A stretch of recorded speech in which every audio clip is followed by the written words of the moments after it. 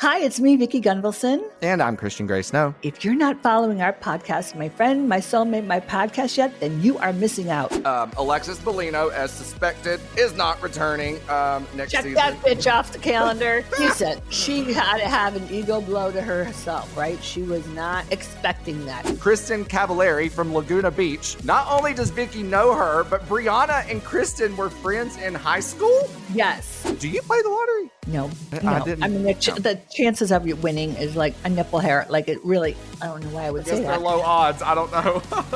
We are manifesting amazing things for our podcast in 2025, and we want you, yes, you, in the little family van with us every step of the way. So what you need to do is follow My Friend, My Soulmate, My Podcast on Apple, Spotify, or wherever you already get your podcasts. Woohoo! Woo! I knew it. Another Herdat Media production.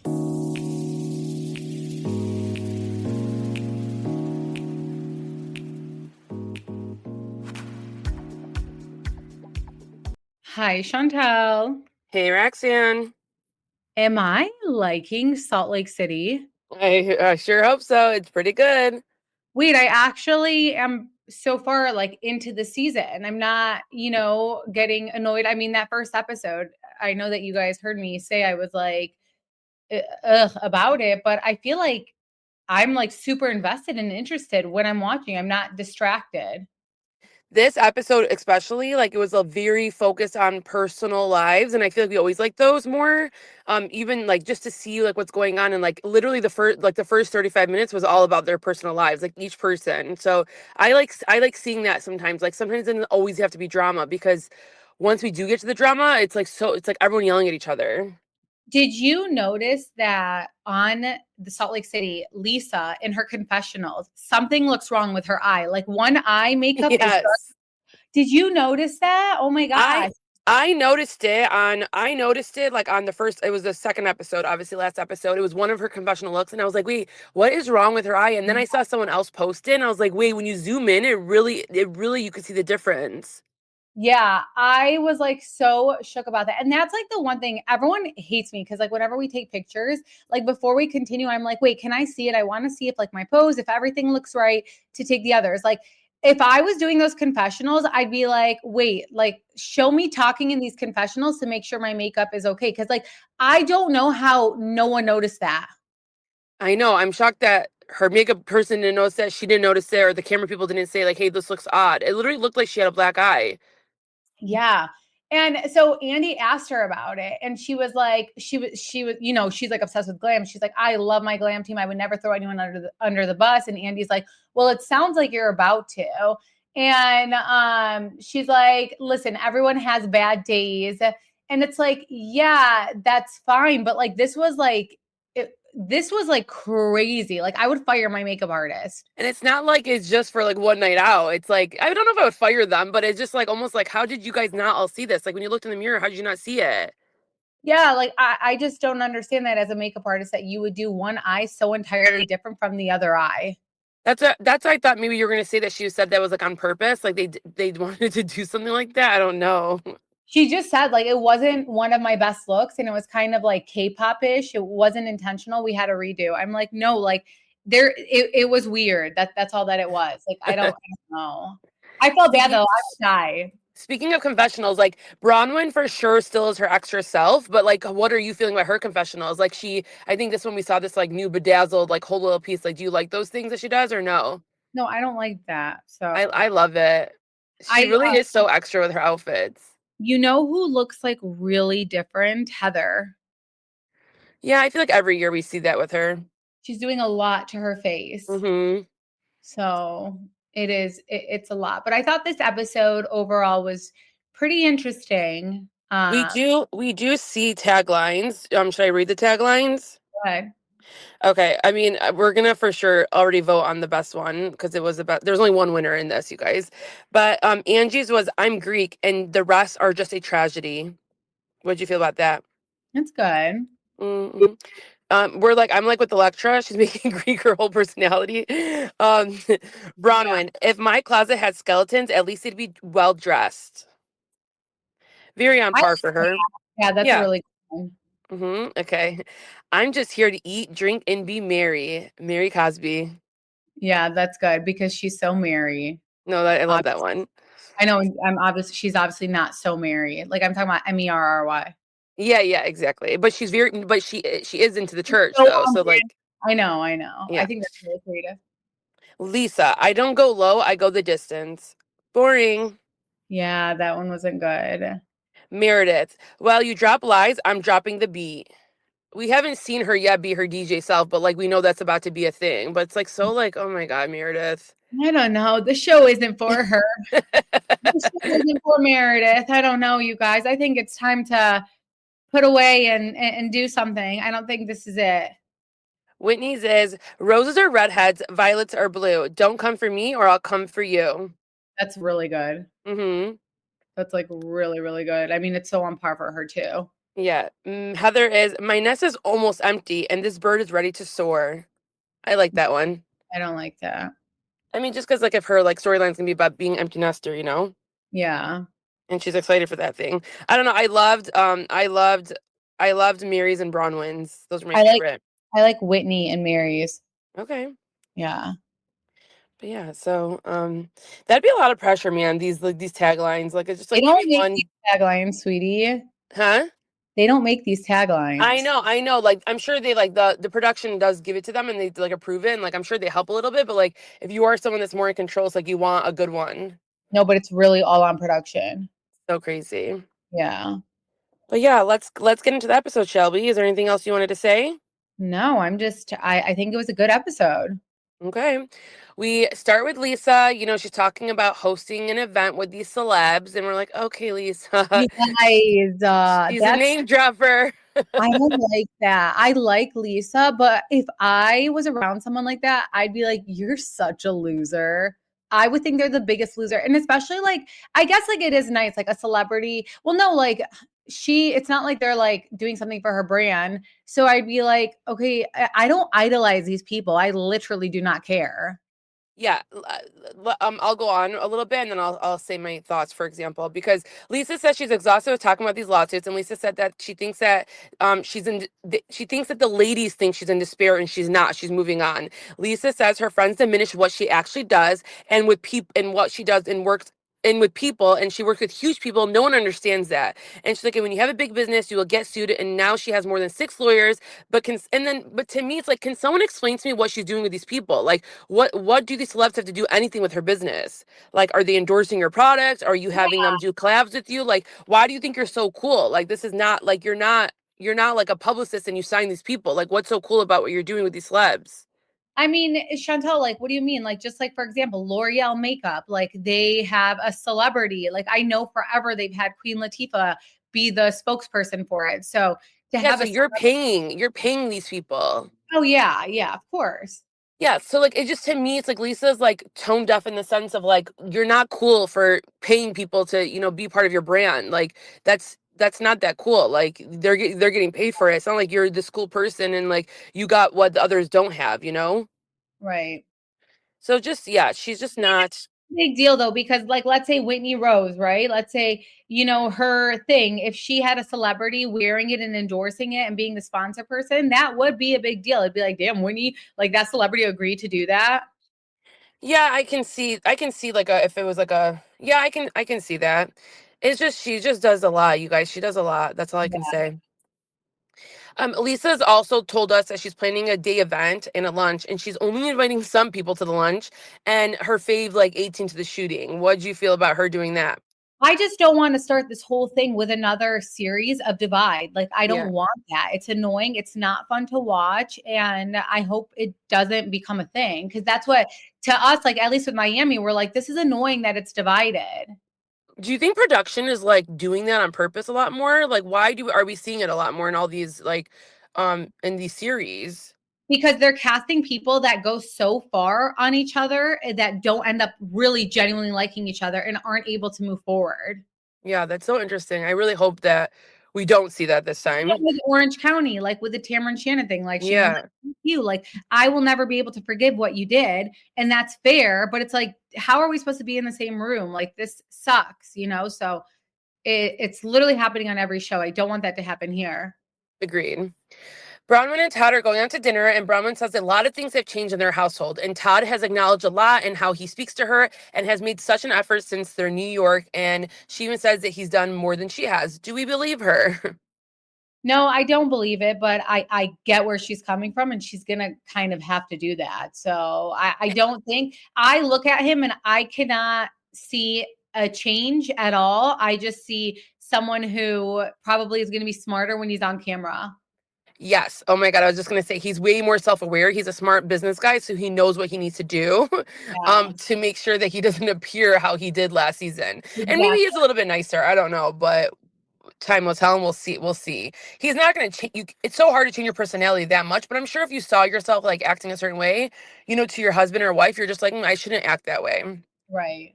Bronwyn does talk about her dad and mom and that they moved in with her and both have their health challenges. Her dad has Alzheimer's, which is super sad, and her mom had a brain tumor, but she is going to be fully recovered. They did do surgery on it.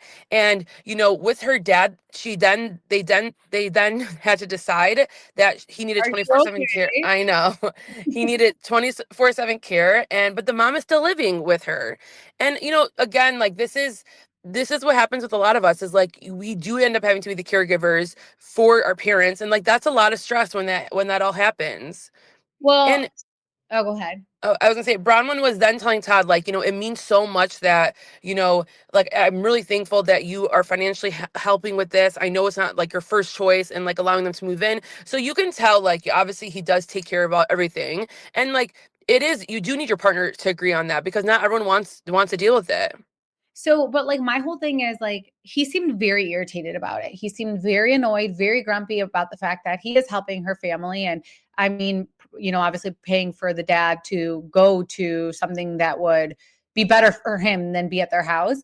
And he seemed like super grumpy. But my whole thing is like, I get it if you are financially stressed out, but you're not. So like I didn't like his like attitude towards it. Like you can just see he was like so annoyed over it, and she just has to be like, thank you, thank you, thank you, thank you, thank you. And that's another thing. On our last episode, we spoke about we gave like mother-in-law stories, and we talked about sons and like how like sons just like a lot of the time are different than girls, and he's like the son who would like literally never think I'm gonna move my family in with me if they needed it.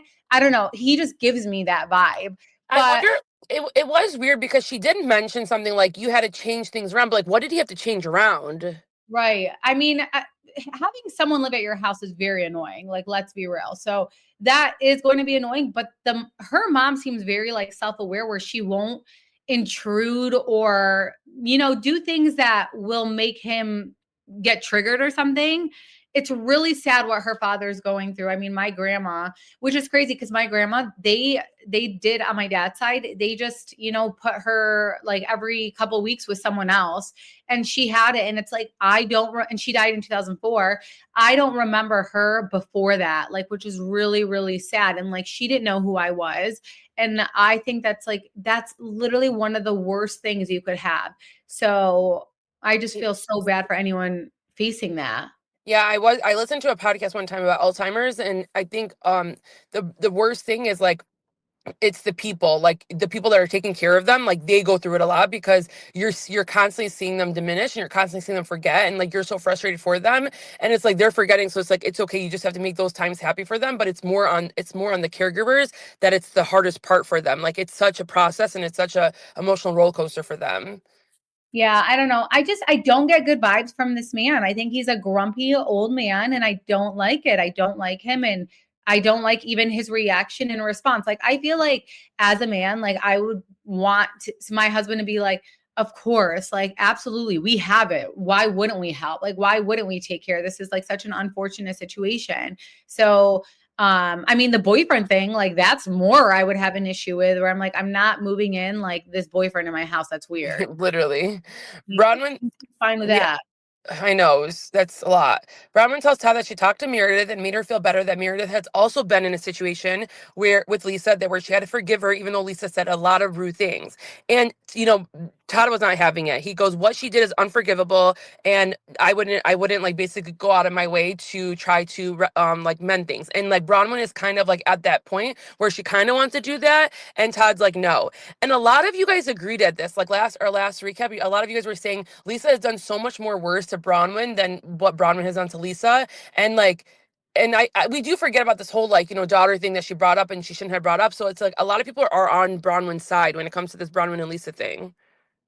Yeah, I mean, I can see both sides. Like, I'm not like 100% team Lisa. I just am when it comes to the Bronwyn thing. You're going so low. Listen, like, that's fine that Lisa has done so much, but like, it should never be tit for tat. Like, when you live a life of tit for tat, like, you're very unhappy. And I know that they're filming a show, but I think that if Bronwyn wasn't the one to bring it up and, like a Whitney did, like Bronwyn would look great because she had that and she's still refusing. And that's why if you guys watch the sister, what is that? The Mormon Wives show, the Sisterhood of the Mormon, whatever the hell that show is. That's why Taylor has such a strong fan base because when people go low with Taylor can go lower, but she doesn't. And that's why I feel like people respect her so much because she never does do that with the ladies, even though they are treating her like shit or something. So she'll give people second chances, third chances, whatever. And my whole point is like, if Bronwyn went that route, like, I think that would be better, but it's like, clearly, like, you can tell that Bronwyn's the one who's absolutely losing sleep over this because she does want Lisa to like her, but then she's also that person who will go as low, like, can go. I think it's hard. It's hard when you see someone go so low too, that you're just like, why can't I match their energy then? Like, why am I going to let them do this? But you're right. Maybe people would have a different perspective, but I really still think more people are like still agreeing with Bronwyn on this. Like they think Lisa is the most unhinged person here. Yeah. There's a scene we skip to Angie and her dad, but then we go back to Bronwyn and her mom, and I just want to talk about this real quick since we're already on the topic of Bronwyn. And Bronwyn's mom does live with her, and they're talking about the dad, and it does feel like, it's so sad to see the mom say like, like, I'm going through these things and I have to throw them out, and I came and ask him like, hey, do you want this? Like, that's just like when someone's there and alive and and it's like almost like they're dead, it's like that is just so heartbreaking to me. But her mom then does say to Bronwyn, you have to get used to this because this is going to be you and Todd soon. Yeah, so true. But I was so scared by that. I know. And like if Todd sees that, like I'm so scared for what is going to happen. And maybe that's why he gets like annoyed of the mom because like she makes comments like that. And she did seem like the mom didn't seem like she was serious. Huh? She was serious. Yeah, and her mom seems very like, I don't know, like not that like friendly. Like she, like Bronwyn gave her a diet, like a Coke, and she's like, is this cold? And it's like, dang. Or it's like, oh, this, like, do you like this one? It's like she almost has to walk on eggshells around her mom. Like it seemed like that in that scene. Like they're not that comfortable with each other. Yeah, and see, like people like that would be annoying. Hopefully, like I could kind of understand why the husband would be a little annoyed if she acts like that with him, but why do parents become so entitled at the end? Like, damn, they really do. It's really all those like sleepless nights where you're like, I deserve to be whatever I want to you. My mom like came into I texted Chantal. I was like, this is what I mean. Like my mom, she comes, she was at my house and I like come downstairs and she's like, October 27th, you're taking me to the doctor. I have to do another foot surgery. I don't know why my aunts have like obsession and my mom with like foot surgeries. Like they think that like their foot's always like messed up, and maybe it is, but she's like, you're taking me to the foot surgery. I have no one else. You're taking me there. You're going to stay there. I'm like, okay, it's all about tone. And like, that's right near Christmas or Halloween. And like, let me just, look and see and make sure I'm good with that day. And she's like, I already made the appointment. And I'm like, oh my God. So it's all about how we say things. It really is delivery. Yeah, they definitely feel entitled here. Yeah. Angie visits her dad, and I love their relationship. He's 89, and he found these old photos and he's showing Angie them, and it really is crazy, you guys, like because he reminds me so much of our parents. Like US is such a melting pot. Like all of these immigrants came around like the 70s and 80s, and we are really so blessed. And when we do talk to our parents and see what that they did go through in their old countries, like it really does touch you and makes you feel more grateful. And even Angie was like, like I'll be like in my feelings about, oh, like I have my microneedling, I can't do this and this. And she's like, and then bring me back down to earth when I hear these conversations where like, you know, they didn't even have wood to like make their house warm. And it's just, we really live in a generation and in a world, in a time right now that we're so blessed for everything that like everything we complain about is the dumbest thing. It literally does not matter if like for life and death. Yeah. And she just loves her dad so much, and it's so cute. And like I just love the relationship, and I love seeing that, especially because like she didn't have a mom in her life. You could tell she's just so grateful for her dad. Yeah. So sad. We then I see love hold on. I love that she like talks to him every single day. Like she's like, I talk to him in the morning, the night. Like that's the goal, dude. Like he needs to yes. teach us how to be that type of parent that our kid is gonna want to call us. Like at the end, like you know, and she's just like, I'm just so grateful he's here. I'm just so grateful because she knows she doesn't have, you know, maybe as much time. How old is he? You said 89. 89. He looks so good. So good. His mind is there. He's popping. Yeah. Angie and Heather hanging out, and Angie is confused with her whole daughter being a teenager, and it's like so relatable to I'm sure a lot of you guys like and or people who have went through that transition. It's like your little girls are your life, or your kids are your life, and then you think that you're gonna be best friends, and then they turn teenagers, they just become different people. They do come around, okay? We've seen it time and time again, but it's like getting out of that phase where Electra's just not having it with her mom. She doesn't really care to have these conversations where like, you know, Angie, like we see a scene, Angie telling her, like, I'm gonna get my Greek citizenship. And she's like, I don't care. Like, cool, you know? And it's just so sad. It's like, oh my God, why does this happen?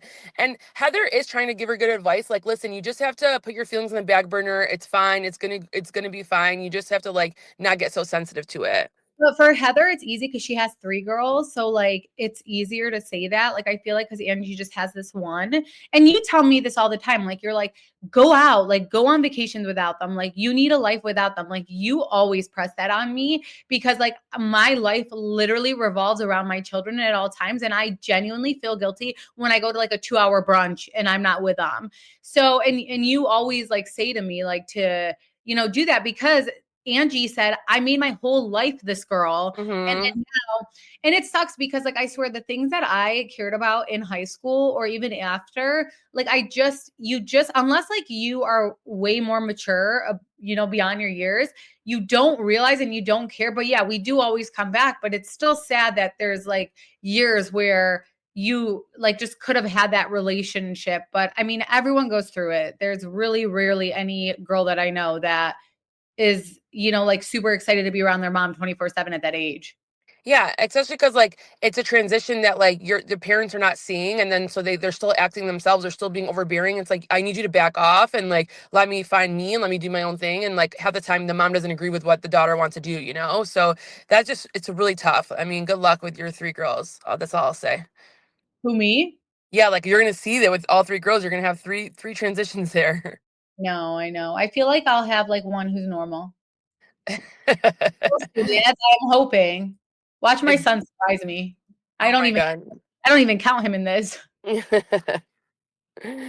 Um, Heather then tells her, I want to, and says Heather then says to her, she like was hiding at the party, and she wants to know what happened between Angie, and Angie just kind of explained to her how Brittany sold her out. Heather says, we clearly have a friend who is in financial distress, living a lie, or is under attack because of the lawsuits. So it's so interesting that Heather now is like speaking up a little bit more about Lisa's situation to Angie, because like Heather, again, tries to be super loyal and sometimes is like acts scared.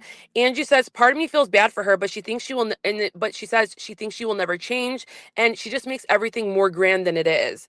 Heather tells Angie how Lisa says she lives a very different life than all the girls, and you know she does pull up this like level things, like and she's like it's impossible to defend her at this point. I just find it so interesting that Heather is now having this perspective because again we never see Heather say this to Lisa in person. That was so cringe, by the way, that scene when she told Heather, like, no offense. Like, and I get it, but again, delivery, it's how we say things. But she's like, my life is like just so much different than your guys's. And she's just like so entitled and the celebrity stuff. That's what's like really not making Lisa look good at all. Does that mean I don't want her to be on the show? Like, no, but I'm just saying, like, it's very, very cringe. And she's definitely freaking out and you can see it. I think the issue is that it's always been like this. I guess with Lisa, like a lot of someone always has their eye on Lisa. It's always fighting with Lisa in all the past seasons. I think with this season, it's like they're all holding her accountable, and this is where it's like starting to make her look bad because especially when you have Angie, who's very level headed to me, and is like not doing it on purpose or not doing it for fame. She really is like clocking her, and she really is trying to do it in a nice way too. She's not trying to like go too far, but she just wants answers because she even says, she goes, listen, she throws her grenades and diminishes what you've done to distract. So she like knows Lisa to a T, and she kind of wants Lisa to see that. Yeah. We finally get to Lisa's shooting range event, and again we see Amy. Last week I was asking you like, oh, was this girl going to be like, what was her role in here? She was supposed to be a friend of, but she ended up quitting like halfway and did not like it. And you could see that like even at this lunch, she's like, can we order? Like, why are you guys yelling? Like it was way too much for her, and she's like, I do not like this. And I don't blame, like, good for her. I don't blame some people like that. It's like you're sitting there and it's like, what is happening at all times? Yeah. But like she's still appearing. You said she quit, but she's still appearing. I mean, so far, but like eventually you'll see her not there. Like, and that's why we don't see her in confessionals and we don't see her in anything because she's not a friend of anymore. Okay. But she was supposed to be. Yeah.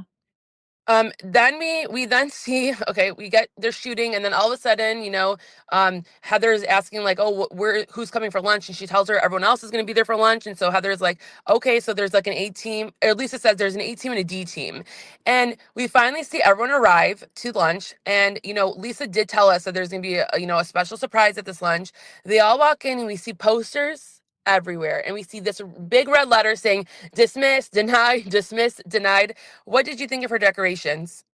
Yeah, I mean, I wouldn't have done that. I would not do that. Like, I would be more so like, say it to my face. You have something to say it to my face. Let me explain it. But it's never, listen, I understand because a lot of people say when you defend yourself, it's because you're guilty. But I don't believe that to be true at all. I think sometimes like you're like, wait, no, like I didn't do this. Why are you accusing me of this? However, like this is on a whole different level, what she's doing. And she's just I don't even know. It's She's not a good look. she's very cray cray. I mean, for her to like have maybe one of her assistants do all this and Photoshop all these things and get them printed, it's just so extra. But Mary is like, I'm just confused and will stay confused. Like half of these are blurry. I can't even see, and like it's just like it does nothing, I guess, unless it makes a statement of saying like, hey, I'm not here to hide. But then we end up seeing her kind of hide. So I'll get into the scene. Lisa wants to talk about allegations versus facts, and she says and she's like, this lunch is all about me. So I do like the fact that up until this point, she's basically saying to them, like, listen, ask me any questions and I'll be honest. But it's like, okay, if you're gonna say that, then do it. Like, don't sit there and like, try to diminish and deflect and then, like start yelling at people. It's like if you're really truly here to sit there and say, hey, I know there's so many stories about me. Like you guys have been talking about me. I know you guys have asked me what you want to ask me, and I'll be honest. But she doesn't do that this whole time in this whole like lunch that she does. And that's my whole point is like Yes. she was being like, what is that word? Defense, not Defensive, yeah. defensive. There you go. I'm like defensible, but she's being so defensive that it's like, girl, like this is not what you thought. Angie does say, so what is this supposed to prove? And when he says they already read it, and Lisa says not enough to know it was dismissed, and Bronwyn says, yeah, was it dismissed because you paid them back, or is it because it's fake? And then she says it's because it's none of your damn business. She went crazy. So again, it's like, but you're making it their business if you're literally having a lunch about it and you're telling them to ask you questions. Angie said, I'm going to ask questions that will help you clarify, so don't go crazy. She asked about the other man's credit card, and she also asked, did the man pay for your remodel? And then did this man give you 118 grand?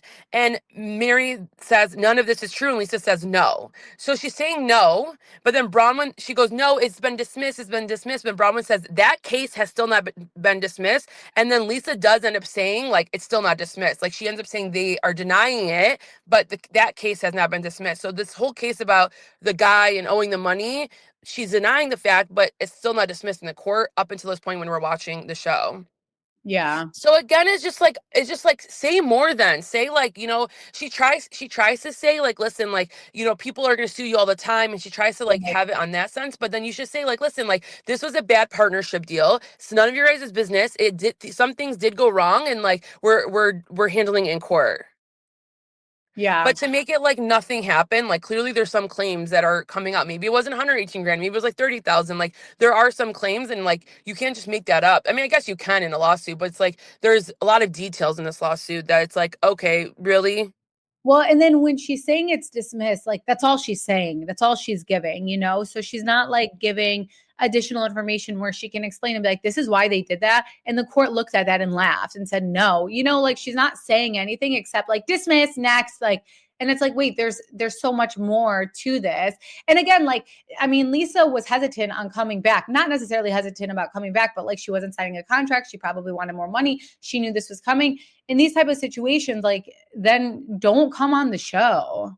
Yeah, Lisa says to them, listen, like, I'm not worried about anything, so you guys shouldn't be either. Which, like, that is the one fact that I agree on. It's like, why are you guys all worried about it if I'm not worried about it and I'm not talking about it? Like leave me alone. But like these ladies really just want I think they're just trying to hold her accountable, I think, or just like trying to bring it to light. Like you're not the shit. Like you're not everything you say you are. Like you also have skeletons in your closet, and it's time for you to be held to the fire. I think that's like what they were really trying to do. Yeah, I could see that.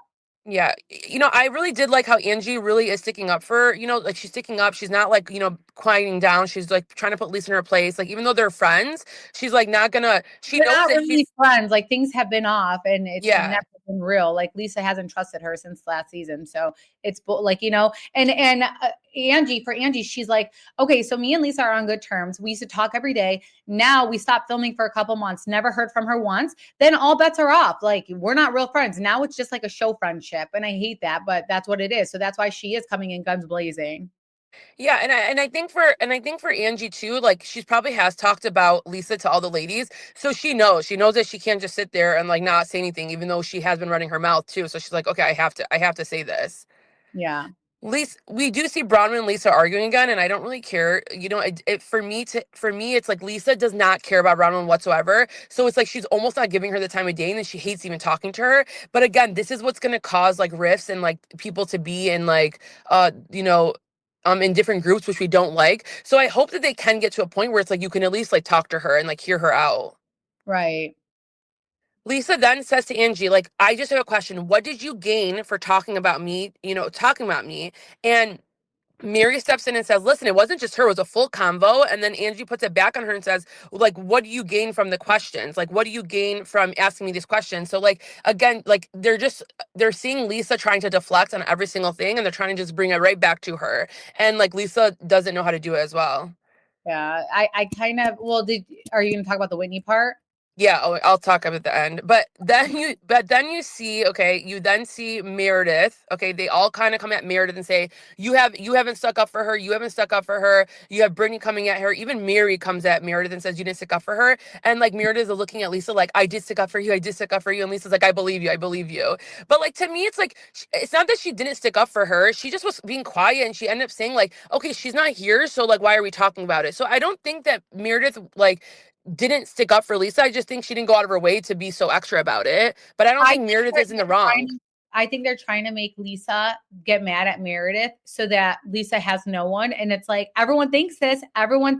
No one has your back. So I think they're just trying to create a divide so that Lisa, because they know that Lisa does take that shit personal, will be like, well, why weren't you defending me? And then, like get mad at Meredith. And then Lisa literally has no one.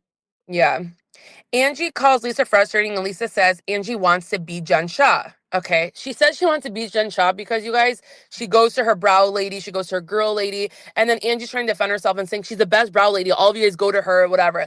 I don't think that means you want to be someone. Just because you use people's services does not mean, like, we're all here trying to find like the best person. So if you give me someone and you're like, this person's great, like I have a different face than you, I have a different brow than you. Like that doesn't mean I'm trying to be you. Yeah, I don't. I was like, that was like you didn't land, like you didn't do anything there. Yes, exactly.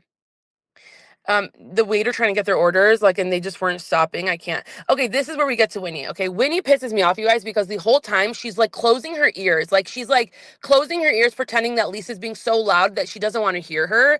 But then she chimes in and is like, I have a question. If you're being accused for asking for 400K and we hear about it and we are tagged in it, what are we supposed to think?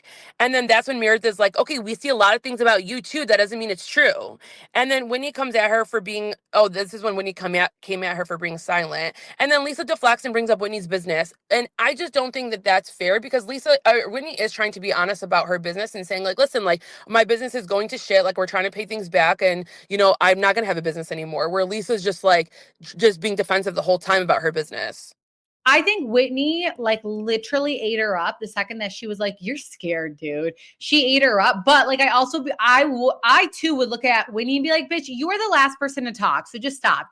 Like I would say that as well, but Whitney did kind of eat her up here.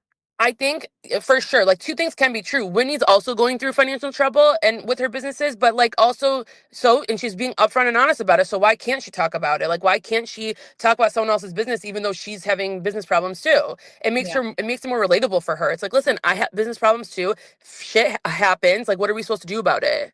I know, but I could also see as Lisa, I'd be like, girl, you're the last one to talk. Like, do you want us to get into your shit? Like, I could see that too. I don't know.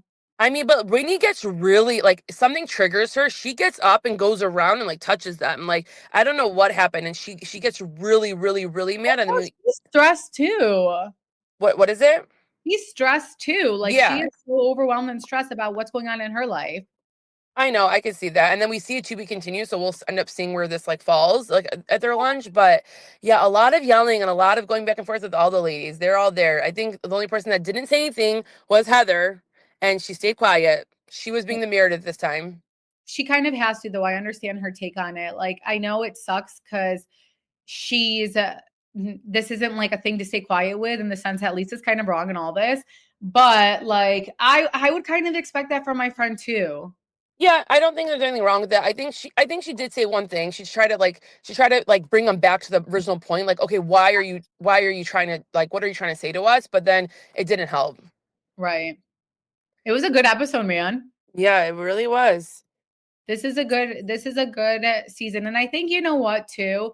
What I like is like, I don't like being introduced to new people so often. Like, I like when unless it's been like years of the same shit, but I don't like knowing like a new character. And like Bronwyn's established at this point. So like, this is the crew and I'm enjoying watching all of them.